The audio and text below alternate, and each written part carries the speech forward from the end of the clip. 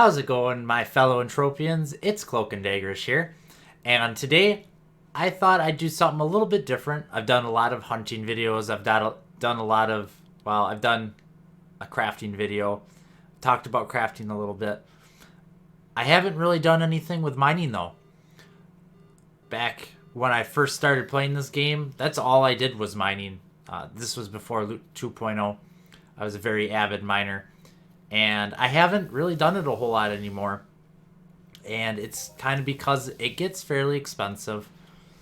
And I kind of enjoy hunting a little bit better now. It's definitely cheaper in my opinion. Um, but I thought, like I said, it'd be fun to do it. So let's check it out. I'm in one of my favorite mining spots. I have the compass covered up, and I'm probably not going to show you the map. It's my secret spot, but if you watch all the way to the end of the video, I might just tell you where it's at so you can go try it out for yourself. Let's start with the basics of mining here. This isn't exactly a dedicated how-to video. There's plenty of videos out there. I'm just going to kind of quickly touch base on it, how mining works, in case you are a new player to Entropia Universe and you're not very familiar with mining. You need two tools for sure, and possibly a third one. The first tool you're going to need is a finder and finder probes. They go together. You get the probes out of the TT machine. It's similar to ammo, or you can use your universal ammo. That's what I'm using. This is a 50 ped universal ammo run, by the way, guys. And at the end, we're going to see how much ped I made and or lost on this mining run. So where was that? Okay, so you need a finder of some sort. That's what you use to drop the probes into the ground, and it's going to look for 3 types of resources if you're on Arcadia. Everywhere else, there's only 2. I'm on Calypso, so I'm looking for ores and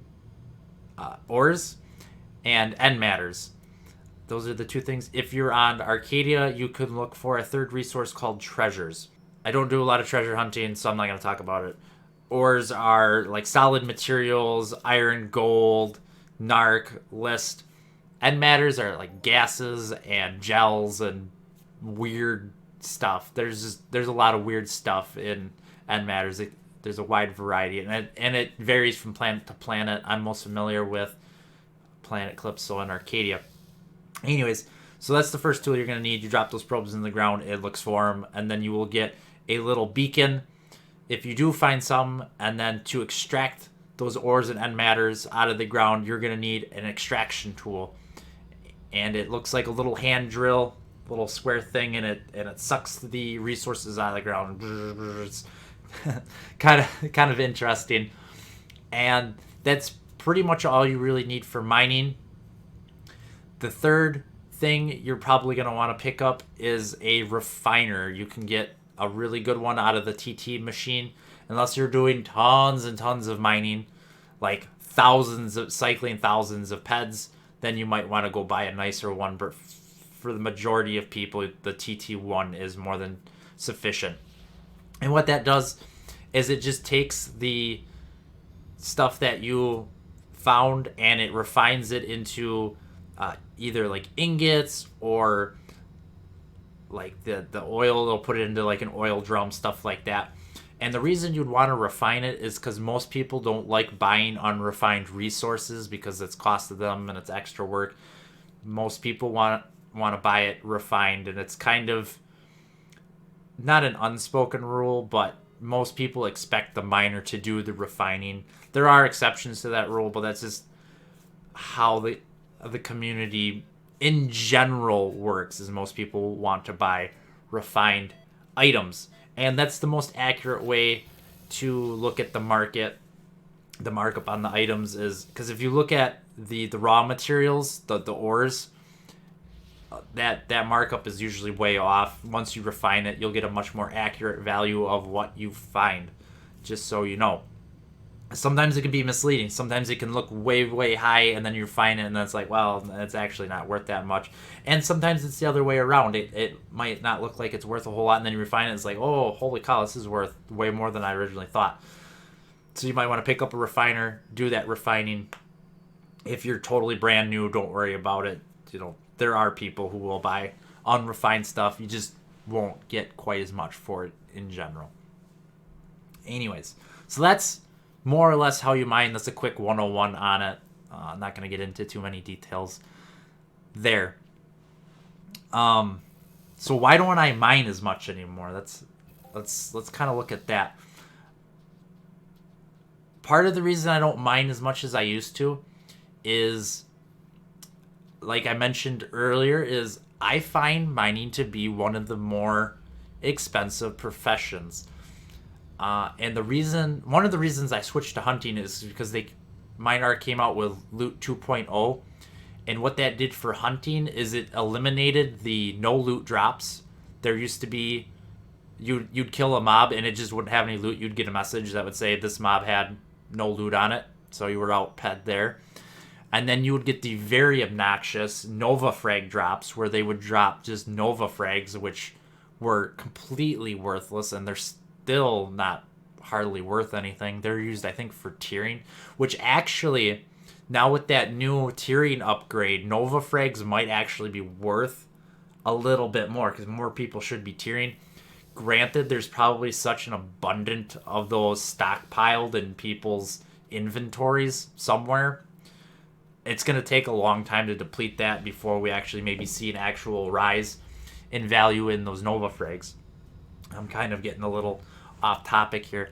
But, so, now that you always get loot from hunting, and you usually get something of value, such as shrapnel. I mean, you can always use shrapnel, you keep cycling that, that's always nice, and then you get your animal oils and hides and whatever. That's pretty much the main reason why I switched to hunting. Hunting's also a lot of fun too. The reason I find mining to be expensive is not so much the equipment and stuff like that, is you can get where you don't find anything. You might not find it. You don't find stuff every time you drop a probe in the ground. Sometimes you don't find anything. And if that happens to you a lot, which to me, there were days where I didn't find a whole lot, or I didn't find anything. It was like, ooh, well, there's 50 ped down the toilet. It's brutal. And that's not even, and then if you throw on a mining amp, it's even more expensive. And it's just, if you don't know what you're doing, it can really add up. It can also pay off really, really well. Ores and end matters, I find in general, for a stacking material, generally have better markup than the things that you're going to get off of stuff from hunting. Your animal oils, your hides and stuff, most of that's going to be 101, 102, maybe 105%, kind of in that general area. Now there's, I'm generalizing, this isn't a whole rule of thumb, where your ores and end matters, and those have kind of depreciated since I started playing the game 5 years ago. You'd see more like the 5 to 10% range, depending on what you were finding. I mean, if you're finding listed oil, that's not really worth a whole lot. But everything else, I'd say at least 3 to 10% was pretty much the norm, and it wasn't super hard to find stuff that was in the 110, 115% range if you knew where to look. So you can make decent money. You stand a better chance to make money than hunting when you're mining, but you also stand a better chance to lose it. So, kind of take that with a grain of salt. Same thing with crafting, is stand a better chance to make ped, but you also stand a pretty good chance to lose it. You just kind of have to weigh your options on that.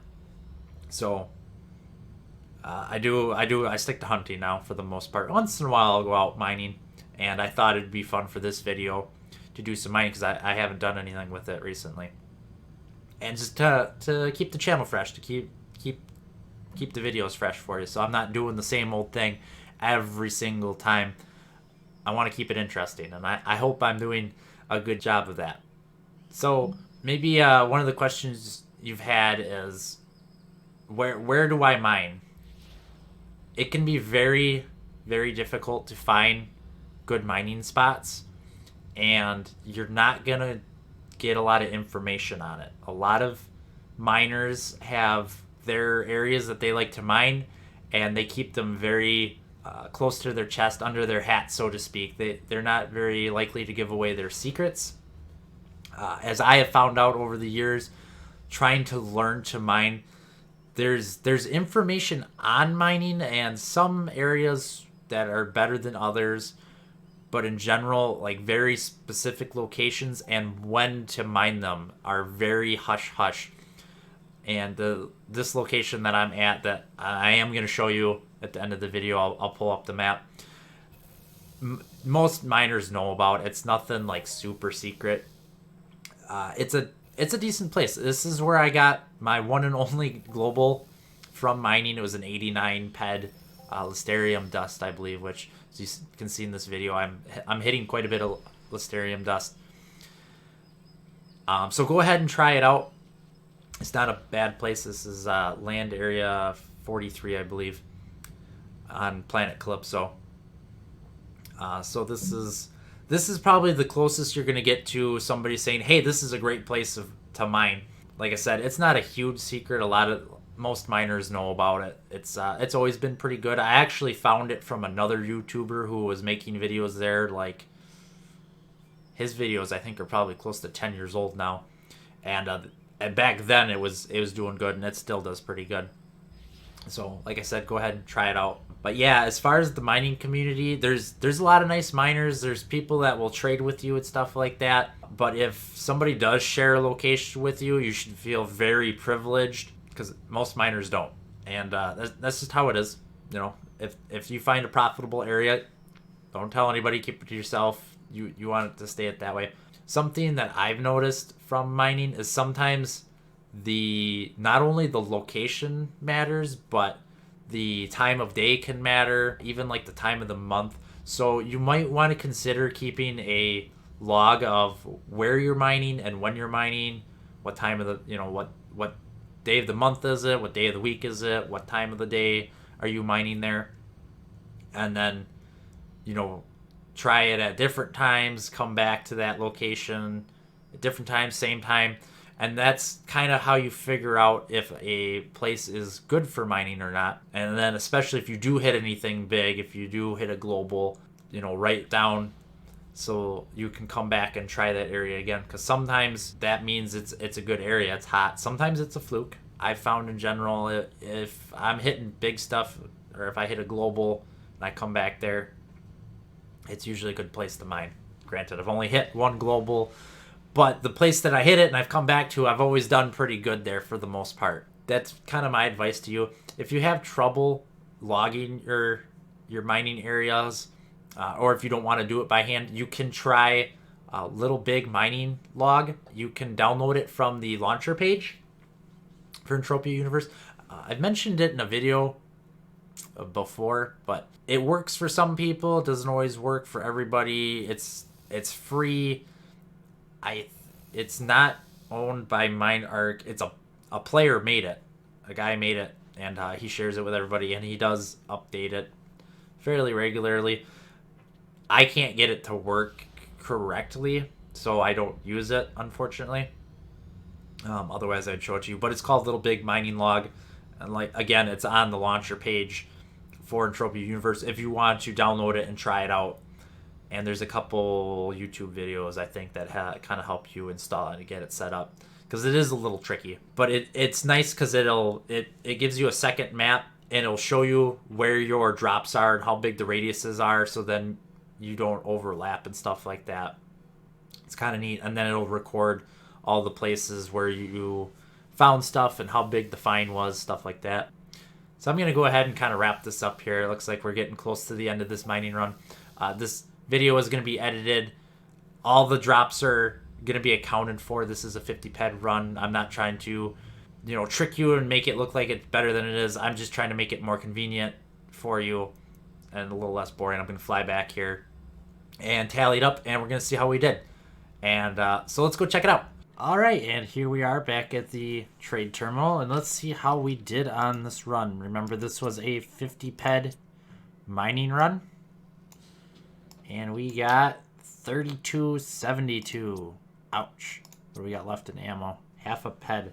So, my handy dandy calculator, we lost a total of 17 ped and 28 pec, and that's not even counting the decay of the finder. I don't think I had it maxed out, so I don't know if I don't remember what was that, so I can't check what that was, but I'm sure we can probably round it up to about an even 20 ped loss on that. So maybe my secret mining spot isn't all that great. Like I said, I'm not the best miner in the game. There's so many more people who have so much more experience than me, but I have done a fair amount of it, and I haven't, again, really done a whole lot since Loot 2.0, so a lot of things have changed. A lot of the mining spots have changed since then. But I thought this would be it was fun to do. It was very relaxing. Don't have to pay quite as much as attention as I do with hunting and watching the health and all that stuff. So it's kind of nice to just fly around and enjoy the scenery that they put into the game. It's a very interesting terrain to look at in that area, on land area 43 there. Yeah, it's something fun. I hope you guys enjoyed it. And that's going to do it for this video. If you haven't already, please subscribe to my channel so you don't miss out on any of my future Entropia Universe content. Hit that like button. And if you got any comments, questions, concerns, let me know down in the comments below. As always, I always make an effort to read them and respond to them.